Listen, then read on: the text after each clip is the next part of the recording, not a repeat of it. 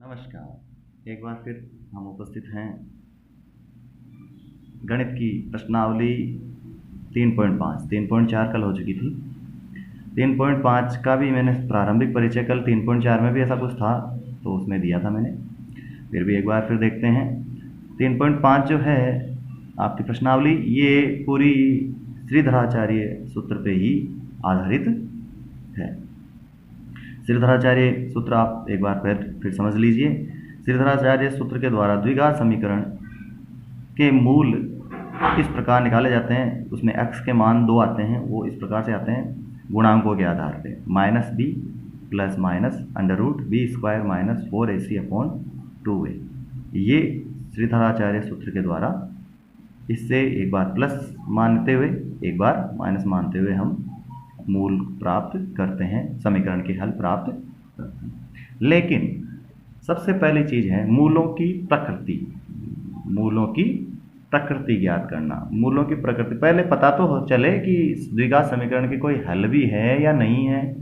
यानी इस सूत्र के द्वारा, विविधीकर के द्वारा, इसके द्वारा हम पहले ही पता कर सकते हैं कि इस द्विघात समीकरण के कोई हल भी है या नहीं है। काल्पनिक तो नहीं है इनके हल, वो भी हम इससे पता कर सकते हैं। बहुत अच्छा सूत्र है ये द्विघात समीकरण को हल करने का। तो यहाँ देखिए b² माइनस 4ac, पहली प्रवृत्ति क्या है? मूल भिन्न एवं वास्तविक। यानी x² के जो दो मान आएंगे वो अलग अलग आएंगे और वास्तविक आएंगे यदि ये b² minus 4ac greater than 0, 0 से ज़्यादा इसका मान आता है तो ये अपन लिखेंगे। यदि प्रकृति पूछेंगे तो ये निकालने के बाद ये लिखेंगे भाई इसके मूल भिन्न है और वास्तविक है। यदि b² माइनस 4ac 0 आता है, यानी इसका जो मान निकालते हैं ये 0 आता है, तो मूल समान होंगे।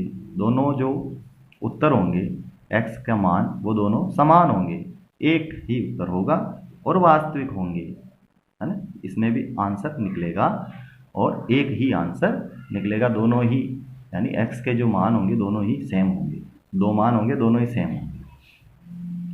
और यदि b² माइनस 4ac 0 से कम है, लेस देन 0 है, माइनस में है, तो मैंने कल भी समझाया था कि माइनस में है तो उस माइनस की संख्याओं का रूट निकालना संभव नहीं है। इसलिए ऐसी स्थिति में मूल जो होंगे वो काल्पनिक होंगे, उनका उत्तर निकालना, उस समीकरण का उत्तर निकालना, उत्तर नहीं निकाला जा सकता। अर्थात उसके जो है एक तरह से अपन देख सकते हैं कि उसको यदि ग्राफ में भी दर्शाएं तो दोनों लाइंस जो है ग्राफ की दोनों समांतर होगी, अर्थात उसके आंसर हमें नहीं मिलेंगे। ये आगे भी आएगा जब हम ग्राफिकली हल करेंगे कोई सा, उसमें भी ऐसा ही आता है, पर ये इसमें ग्राफ की आवश्यकता नहीं। तो यहाँ ये है मूल काल्पनिक होंगे। इसमें क्या होंगे? b² माइनस 4ac यदि इससे 0 है तो काल्पनिक होंगे, अपन उसका आंसर नहीं निकाल सकते। अब देखिए पहला प्रश्न, निम्न द्विघात समीकरणों के मूलों की प्रकृति ज्ञात कीजिए। मूलों की प्रकृति तो इसी आधार पर करेंगे। हम पहला सवाल ले लेते हैं। पहला सवाल, चलो पहले सवाल में से हम थोड़ा सा, वैसे तो सरल ही है सारा, अपन इसमें पहला ही ले लेते हैं, चलो ज़्यादा कठिन नहीं है इसमें। 2x² minus 3x plus 5 is equal to 0। यहाँ अपने को पता करना है मूलों की प्रकृति। ये क्या है? a, ये क्या है? b, ये क्या है? c। ठीक है, x का गुणांक b है, x² का गुणांक a है और अचर पद जो है वो c है। तो हम देखते हैं विविधीकर के द्वारा b² माइनस 4ac का मान देखते हैं। यहाँ क्या आता है विविधीकर? b² यानी -3 का स्क्वायर माइनस 4a, ए कहाँ है? ये रहा 2, 4 × 2 × c 5 इज इक्वल टू क्या आता है? तो देखिए -3 का स्क्वायर आता है 9, -4 दूनी 8, पंजे 40, 9 माइनस 40। तो यहाँ देखिए b² माइनस 4ac, अब यहाँ माइनस के आ रहे हैं, ये आंसर आ रहा है माइनस के 31, जो क्या है 0 से कम है, माइनस में है, 0 से कम है अर्थात क्या आएंगे, प्रकृति क्या होगी, मूल काल्पनिक होंगे, इसके मूल क्या होंगे, काल्पनिक। इस प्रकार से आप इन सवाल को, पहले सवाल को बड़ी आसानी से हल कर सकते हैं। दूसरा प्रश्न है ना इसी का, निम्न द्विघात समीकरण में k का मान ज्ञात कीजिए। k का मान ज्ञात करना है यदि मूल वास्तविक और बराबर हो, यदि मूल वास्तविक व बराबर, k का मान ज्ञात करना मूल वास्तविक और बराबर हो। कब होता है मूल वास्तविक और बराबर, हल से पहले समझा देता हूं।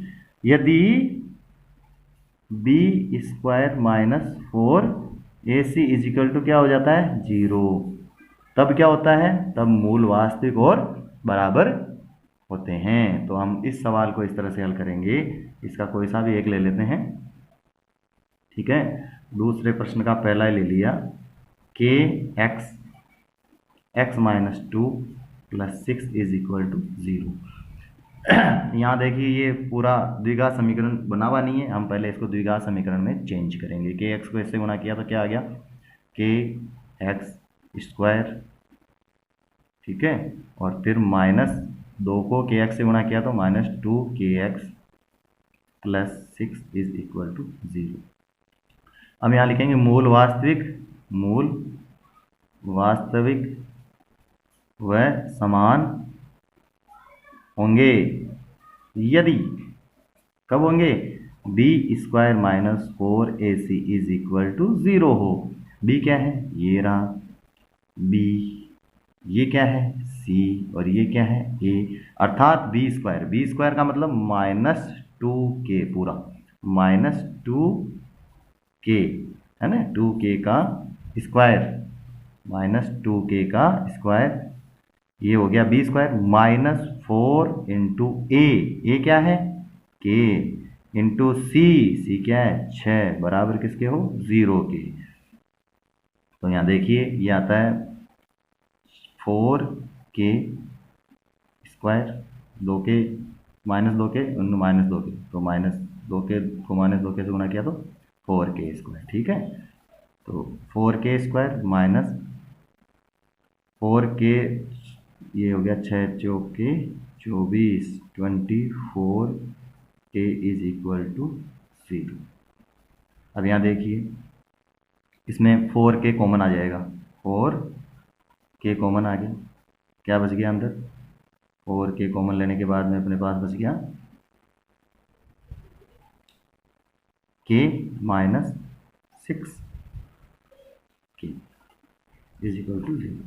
अब ये देखिए 6 ओनली, k माइनस 6, ये k बाहर आ गया ना, तो 4k आ गया, तो ये इसमें से बच गया केवल k, और इसमें से 4 छंग 24, और ये k बाहर आ गया, k minus 6 is equal to 0।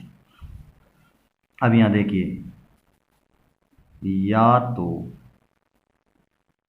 है ना 4k इज इक्वल टू 0, अर्थात k इज इक्वल टू 0, ठीक है, और या k minus 6 is equal to 0, k minus 6 is equal to 0, इसका अर्थ क्या हुआ, k इज इक्वल टू, ये इधर आएगा तो 6। अब यहाँ देखिए या तो k 6 आएगा, या k का मान आएगा 0, k का मान या तो 0 आएगा या 6 आएगा। अब देखिए k का मान 0 यदि हम रखते हैं इसमें यहाँ 0, तो ये द्विघात समीकरण ही नहीं बन पाती। k का मान 0 रख दिया तो 0 इंटू एक्स 0, तो k का मान 0 रखने पर ये जो है समीकरण जो है वो संतुष्ट ही नहीं होती, इसलिए k का मान क्या हो जाएगा, k इज इक्वल टू 6 होगा, k का मान क्या होगा 6 मानने पर इस समीकरण के जो है मूल वास्तविक और समान होंगे। इस प्रकार से हम ये दूसरा प्रश्न कर सकते हैं, सब में ऐसे ही होगा, बिना